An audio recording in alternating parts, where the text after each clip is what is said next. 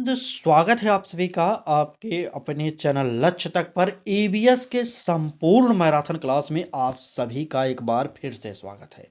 आज की यह क्लास हमारी जो होने वाले संपूर्ण टॉपिक को कवर किया जाएगा यहाँ पर, क्योंकि हर टॉपिक से 2 से 3 प्रश्न आपको कराए जाएंगे। यहाँ पर आपसे विनम्र निवेदन करेंगे कि अभी तक आपने ईबीएस के सिलेबस को नहीं जान पाए हैं तो इस क्लास को जरूर देखिए, क्योंकि यहाँ पर संपूर्ण सिलेबस का रिवीजन कराया जाएगा। तो चलिए क्लास को शुरू करते हैं और हर चैप्टर वाइज हम प्रश्न दिखाते हुए चलेंगे और पहले ही देख लीजिए कुछ प्रश्नों को। ठीक है, तो आज का पहला टॉपिक ईबीएस की अवधारणा व प्रकृति होगा। इससे हम 2 से 3 प्रश्न कराएंगे। उसके बाद अगला टॉपिक ईबीएस के उद्देश्य, तो अगला टॉपिक इसके बाद आएगा बालक और ईबीएस अधिगम। फिर अगला टॉपिक 2 प्रश्न के बाद आ जाएगा ईबीएस शिक्षण विधियां। तो इस प्रकार से आज की क्लास यह मैराथन होने वाली है, तो ध्यान से देखना है और समझते हुए चलना है, क्योंकि इससे पहले हमने एक मैराथन क्लास आपको प्रोवाइड कर दी है। तो आप सबके विशेष निवेदन पर यह दूसरी क्लास आपके सामने उपलब्ध हो चुकी है। ठीक, तो चलिए क्लास को शुरू करते हैं और पहला टॉपिक है हमारा ईबीएस की अवधारणा व प्रकृति। इससे पहला प्रश्न देखते हैं। ठीक, पहले प्रश्न में कहा जा रहा है कि ईबीएस को प्राथमिक स्तर पर अलग अलग विषयों की बजाय एकीकृत रूप में पढ़ाने का कारण है समय की बचत होती है, या बच्चों पर बोझ कम करना, या जीवन से जुड़े समग्र अनुभव देना, या परीक्षा में सुविधा। कौन सा उत्तर हमारा पहले प्रश्न का सही हो रहा है, कमेंट बॉक्स में बताइए। आपको पता होना चाहिए कि हमने आपसे पहले भी बताया था कि जहां पर समय की बचत, समय की बर्बादी, ज़्यादा समय लगाना, इस प्रकार के ऑप्शन मिल जाए तुरंत उसे काटिएगा, ये निगेटिव होते हैं। और बी ऑप्शन कह रहा है कि बच्चों पर बोझ कम करना, तो बिल्कुल नहीं, यहाँ पर कभी भी यह उत्तर नहीं होने वाला। अगर आप प्राथमिक स्तर पर ईबीएस को अलग अलग विषयों की बजाय एकीकृत रूप में पढ़ाएंगे तो इससे बालक को सीखने में आसानी होती है, ना ही कठिन होता है। ठीक है, तो चलिए इसलिए बी ऑप्शन काटिए।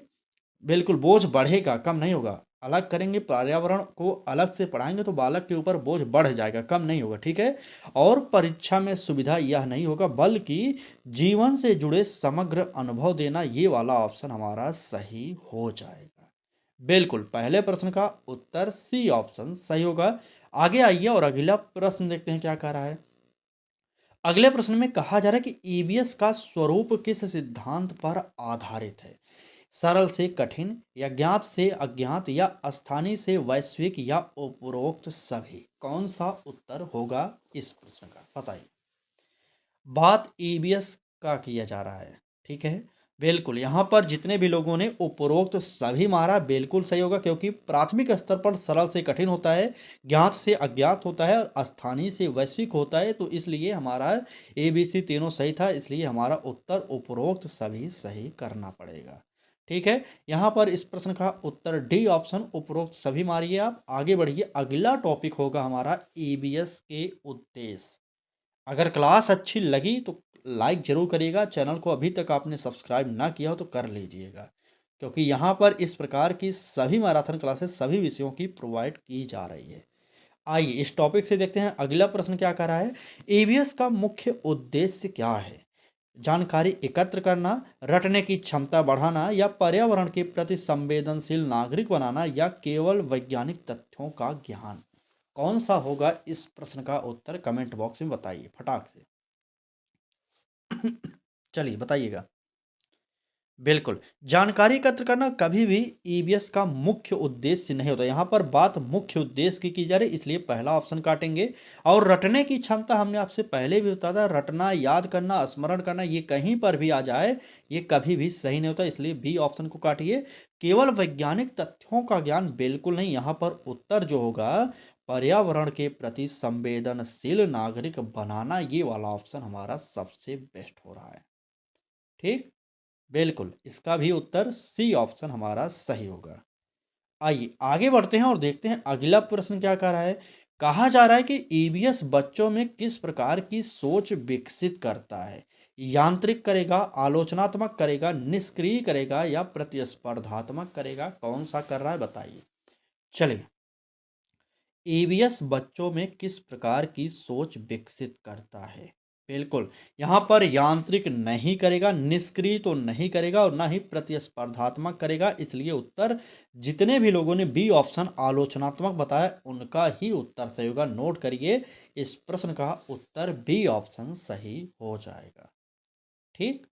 आइए आगे बढ़ते हैं, देखते हैं अगला टॉपिक क्या कर रहा है। बालक और एबीएस अधिगम, ये हमारा अगला टॉपिक है। आप सिलेबस मिलाते हुए चलिए, अगर आपके पास अपना सिलेबस हो तो एक बार चेक कर सकते हैं।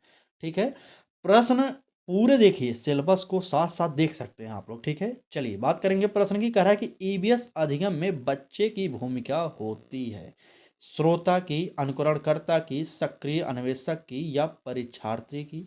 बताइए किसकी होती है भूमिका।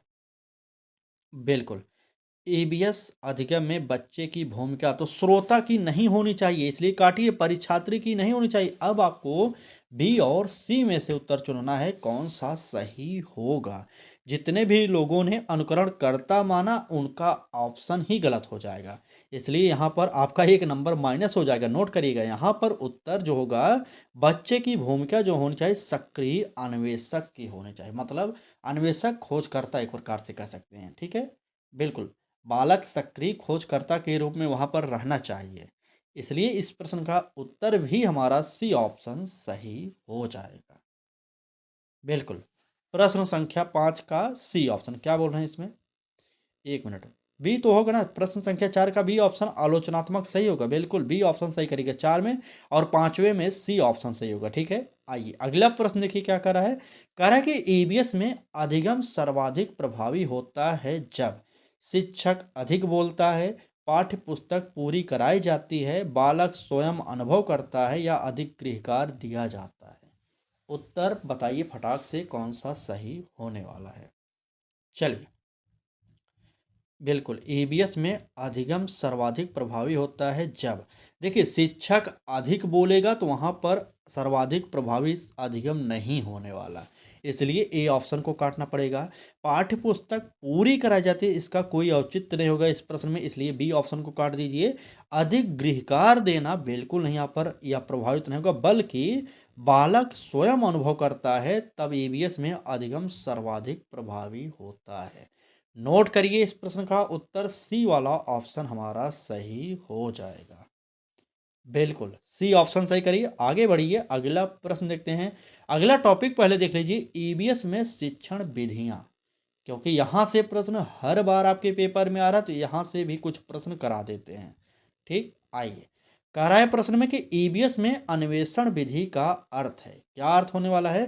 शिक्षक द्वारा समाधान देना, या बच्चों द्वारा प्रश्न पूछकर खोज करना, या प्रयोग को देखकर सीखना, या परिभाषा याद करना। हमने आपसे बताया था परिभाषा को याद करना, अपने आप में ही याद करना शब्द निगेटिव, परिभाषा को बात ही मत करिए, यहाँ पर याद करना निगेटिव है, काट दीजिए। ए बी सी कौन सा सही हो रहा है उत्तर कमेंट बॉक्स में बता दीजिए। चलिए, बिल्कुल, प्रयोग को देखकर सीखना, बच्चों द्वारा प्रश्न पूछकर खोज करना, या शिक्षक द्वारा समाधान देना। अन्वेषण विधि की बात की जा रही है, तो यहाँ पर शिक्षक द्वारा समाधान नहीं होगा। अन्वेषण मतलब खोज करना होता है, मैंने अभी जस्ट बताया था ना।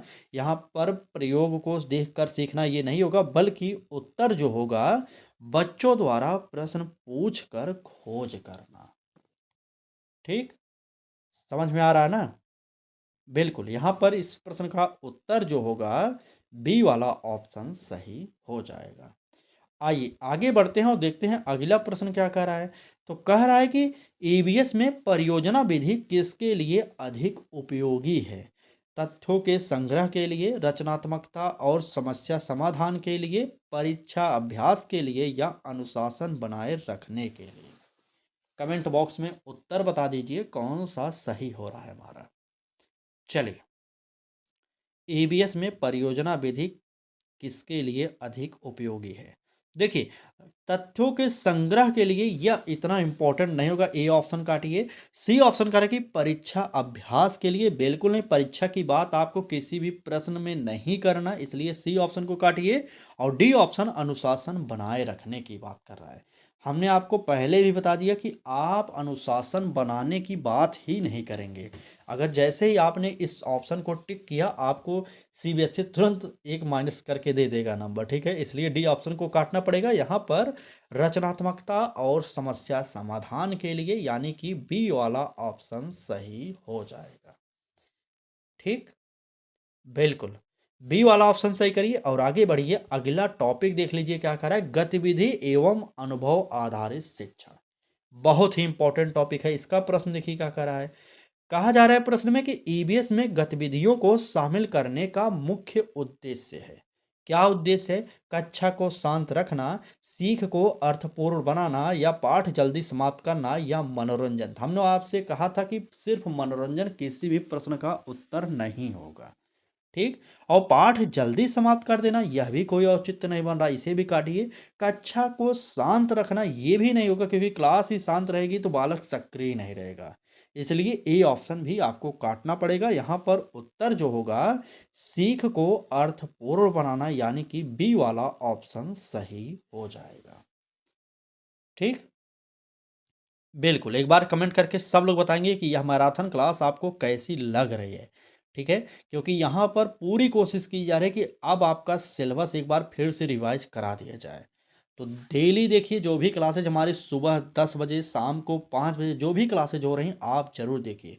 हिंदी की क्लासेज डेली सुबह 10 बजे हो रही, उसे मिस मत करिए, क्योंकि वहाँ पर आपको 30 में 30 दिलाने की तैयारी की जा रही है। ठीक है? और इसमें भी पूरी कोशिश है कि 30 में 30 पा जाएँ, एबीएस हो, सीडीपी हो और अन्य विषयों में भी कोशिश पूरी है कि अधिक से अधिक नंबर लाया जाए। ठीक है? सीडीपी जैसे विषयों में 30 में 30 आसानी से आ सकता है, उसकी कुछ मैंने ट्रिक बताई है अपने चैनल पर, आप उसको जाकर देख लीजिए। ठीक? आइए, आगे बढ़ते हैं और देखते हैं अगला प्रश्न क्या कह रहा है। कहा जा रहा है कि ईबीएस में प्रयोगात्मक गतिविधियां किस स्तर पर अधिक प्रभावी होती हैं? क्या स्मरण स्तर पर, समझ स्तर पर, अनुप्रयोग स्तर पर, या उपरोक्त सभी पर? कमेंट बॉक्स में आपको उत्तर बताना है कौन सा सही होगा। चलिए, ईबीएस में प्रयोगात्मक गतिविधियां किस स्तर पर अधिक प्रभावी होती हैं? देखिए, आपको स्मरण स्तर पहले ही गलत कर देना चाहिए वैसे तो, बताइए बिल्कुल गलत होगा कि नहीं? बिल्कुल नहीं गलत होगा भाई साहब। प्रयोगात्मक गतिविधियां किस स्तर पर अधिक प्रभावी होगी? तो स्मरण स्तर पर भी होगा, समझ स्तर पर होगा और अनुप्रयोग स्तर पर यानी कि उपरोक्त सभी पर होगा। ठीक। बिल्कुल, डी ऑप्शन यहाँ पर प्रश्न के अकॉर्डिंग यहाँ पर स्मरण जो है ये सही हो रहा है। इसलिए हमें यहाँ पर उपरोक्त सभी मारना पड़ेगा। ठीक? क्योंकि यहाँ पर देखिए, समझ स्तर ये सही हो जाएगा, अनुप्रयोग सही होगा। जब 2 ऑप्शन हमारा सही हो रहा है, बी और सी, तो हमें उपरोक्त सभी को टिक कर देना पड़ेगा। ठीक? इस प्रकार से आपको ट्रिक लगाना पड़ेगा। यहाँ पर डी ऑप्शन इसका उत्तर सही होगा। ठीक है? D option. चलिए, डी वाला ऑप्शन सही करिए, उपरोक्त सभी। आगे बढ़िए, देखते हैं अगले प्रश्न में क्या कहा जा रहा है। तो प्रश्न में कह रहा है कि ईबीएस पाठ्यक्रम का निर्माण किस पर आधारित होना चाहिए? किस पर आधारित होना चाहिए ये आपको बताना है। परीक्षा पैटर्न पर, समाज की अपेक्षाएं पर, बालकों का परिवेश और अनुभव पर, या शिक्षक की सुविधा? तो शिक्षक की सुविधा आपको ध्यान में नहीं रखना भाई साहब, आपको बालक की सुविधा पर ध्यान रखना है। ठीक है? तो यहाँ पर डी ऑप्शन काटिए। और ए ऑप्शन कह रहा है कि परीक्षा पैटर्न, बिल्कुल नहीं। हमने आपसे कहा था किसी भी प्रकार से अगर आपको वहां पर परीक्षा वाला शब्द मिल जाए तो तुरंत आप उसे काटिएगा। अब आपको बी और सी में से उत्तर चुनना है कौन सा सही होगा। चलिए, समाज की अपेक्षाएं, बिल्कुल नहीं, समाज की अपेक्षाएं नहीं होगी, बल्कि यहाँ पर बालकों का परिवेश और अनुभव वाला ऑप्शन सही हो जाएगा। ठीक। आइए आगे बढ़ें। अगला प्रश्न की देखिए, आराम से समझते हुए चलना है। ठीक है? क्योंकि मैराथन क्लास है और आपका हर टॉपिक क्लियर कराया जा रहा है यहाँ पर। तो इसलिए थोड़ी सी क्लास की स्पीड धीरे होगी, आपको समझते हुए चलना पड़ेगा। और जो भी लोग अभी तक देख रहे हैं उनसे विनम्र निवेदन करेंगे कि पूरी क्लास को जरूर देखिएगा, क्योंकि अब हम आपको पूरे सिलेबस का निचोड़ प्रोवाइड कर रहे हैं। यकीन करिए, अगर आपने ये क्लास देख लिया तो आपको खुद पता चल जाएगा हाँ कि किस प्रकार से प्रश्न आपके पेपर में पूछे जा सकते हैं। ठीक। बात करेंगे प्रश्न की, कह रहा है कि एक अच्छी ईवीएस पाठ योजना का पहला चरण है। बात पहले चरण की जा रही है। मूल्यांकन, पुनरावृत्ति, अधिगम उद्देश्य निर्धारण या शिक्षण सामग्री चयन। कमेंट बॉक्स में उत्तर बता दीजिए कौन सा सही होगा। चलिए, बिल्कुल। यहाँ पर प्रश्न संख्या 12 का उत्तर काफ़ी लोग ए, कुछ लोग सी, कुछ लोग डी भी दे रहे हैं। अरे भाई साहब, सब लोग उत्तर अलग-अलग क्यों दे रहे हैं? बिल्कुल, ईवीएस पाठ योजना का पहला चरण। ये मूल्यांकन जितने भी लोग बता रहे हैं, ये तो अंतिम चरण होना चाहिए ना, इसलिए इसे काट दीजिए। शिक्षण सामग्री चयन, अधिगम उद्देश्य निर्धारण, पुनरावृत्ति भी नहीं होगा। यहाँ पर उत्तर जो होगा सी वाला ऑप्शन, यानी कि अधिगम उद्देश्य निर्धारण, यही हमारा उत्तर सही होगा, सी वाला। नोट कर लीजिए और आगे बढ़ जाइए। अगला प्रश्न देखिए। अगला टॉपिक क्या कर रहा है, पहले देखिए, शिक्षण सहायक सामग्री। तो यहाँ से भी तो प्रश्न आपके प्रीवियस ईयर में पूछे गए हैं, ये आपको पता होगा।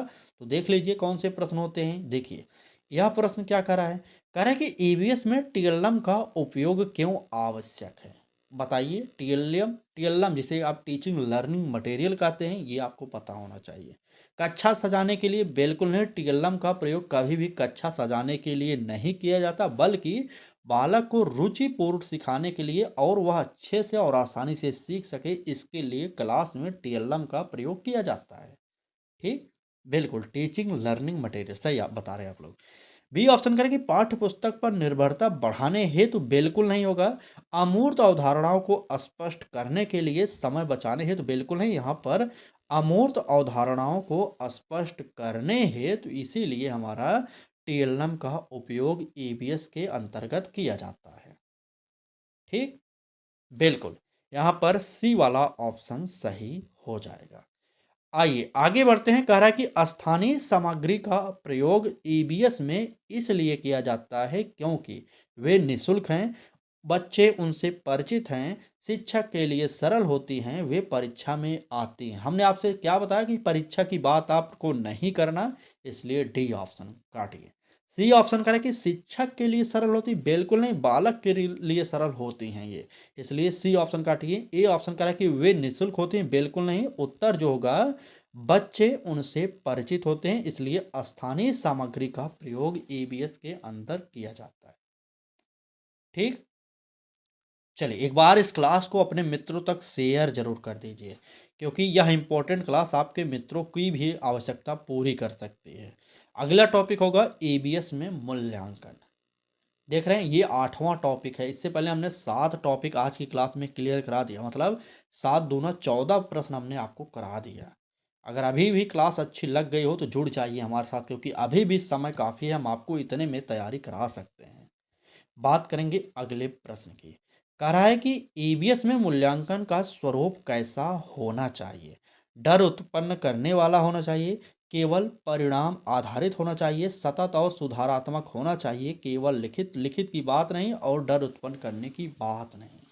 बी और सी उत्तर कौन सा होगा, ये बता दीजिए। चलिए, केवल परिणाम आधारित बिल्कुल नहीं, यहाँ पर केवल परिणाम की बात ना करके सतत और सुधारात्मक होना चाहिए, यानी कि सी वाला ऑप्शन यहाँ पर सही हो जाएगा।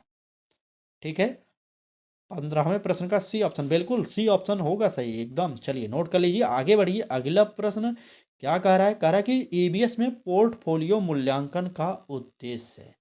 पोर्टफोलियो क्या होता है आपको पता होना चाहिए। पोर्टफोलियो में बालक की संपूर्ण प्रगति का लेखा जोखा होता है। बालक प्रगति कर रहा है, कितनी स्पीड से कर रहा है कि नहीं कर रहा, वो बालक के अंदर क्या कमियां हैं, क्या खूबी हैं, ये सारी बातें पोर्टफोलियो में समाहित होती हैं। ठीक है, तो बताइए ईवीएस में पोर्टफोलियो मूल्यांकन का उद्देश्य क्या होगा। अंक देना बिल्कुल नहीं, कभी भी किसी भी मूल्यांकन का उद्देश्य अंक देने के लिए नहीं होता। ठीक, बी ऑप्शन करें बच्चे की प्रगति का समग्र आकलन, ये बिल्कुल सही हो सकता है। सी ऑप्शन करें कि बच्चों की तुलना करना, तो मैंने जस्ट बताया था कि तुलना नहीं करेंगे किसी भी के अकॉर्डिंग, किसी भी बालक के बीच में आपको तुलना नहीं करना कि ये तो अच्छा है ये तो खराब है, ऐसा नहीं करना आपको क्लास में। ठीक है, इसलिए सी ऑप्शन गलत होगा। रैंक निर्धारण करना, तो यहाँ पर ये भी कार्य नहीं होगा, इसलिए हमारा उत्तर जो होगा बच्चे की प्रगति का समग्र आकलन, यानी कि बी वाला ऑप्शन सही हो जाएगा। ठीक, बिल्कुल, बी ऑप्शन सही करिए। आगे बढ़िए, अगला प्रश्न देखते हैं। अगला टॉपिक होगा हमारा बाल केंद्रित दृष्टिकोण। ईबीएस के अंदर ये सबसे महत्वपूर्ण टॉपिक है। प्रश्न क्या कह रहा है इससे देखिए, कह रहा है कि बाल केंद्रित ईवीएस शिक्षण में शिक्षक का कार्य है। कौन सा कार्य है? नियंत्रण रखना, निर्देश देना, सहायक व मार्गदर्शक बनना या निर्णय सुनाना। सुनाना निर्णय नहीं होगा, निर्देश देना नहीं होगा, नियंत्रण रखना नहीं होगा, बल्कि सहायक व मार्गदर्शक देना ये होता है। बिल्कुल, यहाँ पर भी हमारा उत्तर सी वाला ऑप्शन सही हो जाएगा। चलिए आगे बढ़िए, अगला प्रश्न देख लीजिए। कह रहा है कि बाल केंद्रित ईबीएस शिक्षण में प्राथमिकता दी जाती है। किसको? पाठ्य पुस्तक को, समय सारणी को, बालक की जिज्ञासा को, परीक्षा प्रश्नों की। परीक्षा प्रश्नों को नहीं देंगे, पाठ्य पुस्तक को नहीं देंगे। अब आपको बताना है समय सारणी को या बालक की जिज्ञासा को। बी या सी, कौन सा आपके अकॉर्डिंग उत्तर सही लग रहा है? चलिए, बिल्कुल, समय सारणी को यहाँ पर उत्तर नहीं मारेंगे, यहाँ पर उत्तर जो होगा बालक की जिज्ञासा को सबसे बेस्ट होगा, क्योंकि बाल केंद्रित ईबीएस शिक्षण में प्राथमिकता बालक की जिज्ञासा को ही दी जाती है। जहाँ पर बाल केंद्रित की बात हो वहाँ पर बालक ही सर्वे सर्वा होता है। आपको बालक को केंद्र में रखकर ही उत्तर चुनना पड़ेगा। ठीक, चलिए आगे बढ़ें।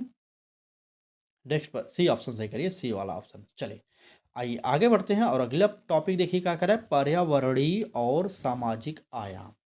बहुत ही इंपॉर्टेंट टॉपिक है सारे के सारे। अगला प्रश्न देख लीजिए इससे क्या कह रहा है। कहा जा रहा है कि ईबीएस में पर्यावरणीय शिक्षा का केंद्र बिंदु है। परिभाषाएं होती हैं, संरक्षण और सतत विकास होता है, नियमावली होता है या परीक्षा प्रश्न होता है। तो परिभाषाएं नहीं होगा, ए ऑप्शन कट जाएगा। बी सी डी उत्तर कौन सा होगा ये आपको बताना है। चलिए, परीक्षा प्रश्न बिल्कुल नहीं, हमने इसे भी काट दिया। अब आपको बताना है संरक्षण और सतत विकास होगा या नियमावली होगा, कौन सा होगा सही ये आपको बताना है। चलिए, बिल्कुल नियमावली नहीं होगा, यहाँ पर संरक्षण और सतत विकास यानी कि बी वाला ऑप्शन सही हो जाएगा। नोट कर लिए तो आगे बढ़ जाइए, अगला प्रश्न देख लीजिए क्या कह रहा है। कहा जा रहा है प्रश्न में कि ईबीएस के माध्यम से सामाजिक चेतना विकसित करने का सर्वोत्तम तरीका है। कौन सा तरीका होगा? ए ऑप्शन क्या करा है, व्याख्यान, बी ऑप्शन जीवन स्थितियों पर चर्चा, सी ऑप्शन नोट्स लिखवाना, डी ऑप्शन प्रश्नोत्तर अभ्यास। चलिए, प्रश्न संख्या 20 का उत्तर बता दीजिए कौन सा सही होगा। चलिए, बिल्कुल नहीं, व्याख्यान नहीं होगा, नोट्स लिखवाने की बात नहीं करेंगे, प्रश्नोत्तर अभ्यास बताइए या जीवन स्थितियों पर चर्चा, कौन सा आपके अकॉर्डिंग उत्तर होने वाला है।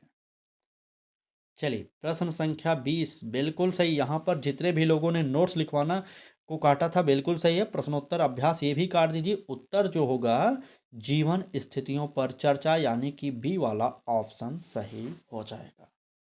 ठीक, चलिए, पूरी कोशिश की जा रही है कि जितना भी समय बचा है आपका अच्छा से अच्छा गुजर जाए, क्योंकि यहाँ पर हमारे तरफ से संपूर्ण मैराथन क्लासेज स्टार्ट कर दी गई हैं। अब आपको हर सब्जेक्ट की टॉपिक वाइज मैराथन क्लास मिल रही है। एक ही क्लास में हम आपको पूरा सिलेबस का निचोड़ प्रस्तुत कर दे रहे हैं, ताकि आप एक क्लास देखें और पूरे सिलेबस से एक बार परिचित हो जाएं। ठीक है, तो चलिए अगला टॉपिक होगा हमारा ईबीएस का शैक्षिक महत्व। क्या होने वाला है टॉपिक से प्रश्न देखिए। कह रहा है कि ईबीएस बच्चों में किस प्रकार का नागरिक विकसित करने का प्रयास करता है। प्रतिस्पर्धी, आज्ञाकारी, जिम्मेदार और जागरूक या निष्क्रिय। तो निष्क्रिय नहीं होगा, ए बी सी उत्तर कौन सा होगा ये आपको बताना है। चलिए, सब लोग एक तरफ से कमेंट करेंगे कौन सा उत्तर सही हो जाएगा। ईबीएस बच्चों में किस प्रकार का नागरिक विकसित करने का प्रयास करता है। तो प्रतिस्पर्धी नहीं करेगा, आज्ञाकारी नहीं होगा, बल्कि यहाँ पर जिम्मेदार और जागरूक। जितने भी लोगों ने सी ऑप्शन सही किया उन्हीं का सही होगा। ठीक, आगे बढ़ें। आइए आगे बढ़ते हैं, अगला प्रश्न की क्या कर रहा है। प्रश्न में कह रहा है कि ईबीएस का जीवन से जुड़ाव बच्चों में क्या विकसित करता है। भय करेगा? बिल्कुल नहीं करेगा। रटने की प्रवृत्ति? बिल्कुल नहीं। अर्थपूर्ण अधिगम हो सकता है। परीक्षा कौशल? बिल्कुल नहीं। उत्तर सी वाला ऑप्शन हो जाएगा। सी नोट कर लीजिए। देखिए, अगर आप हमारे से बहुत दिन से जुड़े होंगे हमारे साथ, तो यकीन मानिए अब आपको भी इस प्रकार से पॉजिटिव और नेगेटिव शब्दों का पता चल गया होगा। अगर अभी भी पहली बार आए हैं तो थोड़ी दिन देख लीजिए, 2 से 3 दिन क्लास से देख लीजिए, आपको खुद पता चल जाएगा कि कौन से इम्पोर्टेंट शब्द होते हैं जो पॉजिटिव होते हैं, कौन से होते हैं जो नेगेटिव होते हैं। और साथ में आपको यह भी पता चल जाएगा कि यहाँ पर किस प्रकार की तैयारी आपको फ्री में कराई जा रही है। आज से नहीं कराई जा रही, जब से सीटेट का नोटिफिकेशन आया तभी से आपको सीटेट की फ्री प्रैक्टिस बैच प्रोवाइड कर दी गई, वो भी यूट्यूब पर फ्री में। तो थोड़ा-सा दायित्व बनता है आपका, लाइक, शेयर, सब्सक्राइब ठोक दीजिए, क्योंकि क्लास आपको डेली प्रोवाइड की जा रही है। इतना मेहनत किया जाता है, एनसीईआरटी से प्रश्न खोजे जाते हैं, जो आपके पेपर के लिए इम्पोर्टेंट हो सकते हैं। ठीक? चलिए बात करेंगे प्रश्न की। कह रहा है ईवीएस का अंतिम लक्ष्य क्या है? अंतिम लक्ष्य बता दीजिए, तो यही अंतिम प्रश्न भी कर देंगे। चलिए, पाठ्यक्रम समाप्त करना होगा, अच्छे अंक दिलाना होगा, जीवन के लिए तैयार कराना होगा, या विषय वस्तु याद कराना। याद कराना काट दीजिए, अच्छे अंक दिलाना काट दीजिए, पाठ्यक्रम समाप्त दिलाना काटिए। ए, बी और डी ये तीनों ऑप्शन नेगेटिव था। ठीक, तो जीवन के लिए तैयारी कराना, यही वाला ऑप्शन हमारा सी वाला ऑप्शन सही होगा। नोट करिए, सी ऑप्शन सही हो जाएगा। बिल्कुल, सी ऑप्शन। तो ईबीएस का अंतिम लक्ष्य यही होता है कि जीवन के लिए तैयारी कराना। आज का यह हमारा आखिरी प्रश्न इसी के साथ हो जाएगा। ठीक, आज की यह मैराथन क्लास आपको कैसी लगी कमेंट बॉक्स में ज़रूर बताइएगा। क्लास अच्छी लगी हो तो लाइक करिए, चैनल को अभी तक आपने सब्सक्राइब ना किया तो कर लीजिए, क्योंकि आपको यहाँ पर सभी कंपटीशन एग्जाम की तैयारी फ्री में कराई जा रही है। ठीक, बाकी आपको कमेंट बॉक्स में बताना इस मैराथन क्लास में आपके कितने प्रश्न सही हुए। चलिए, आज की क्लास को यहीं पर समाप्त करते हैं। पढ़ाई करते रहिए, कल फिर मिलेंगे एक नई क्लास के साथ। तब तक के लिए धन्यवाद। बिल्कुल, धन्यवाद। चलिए।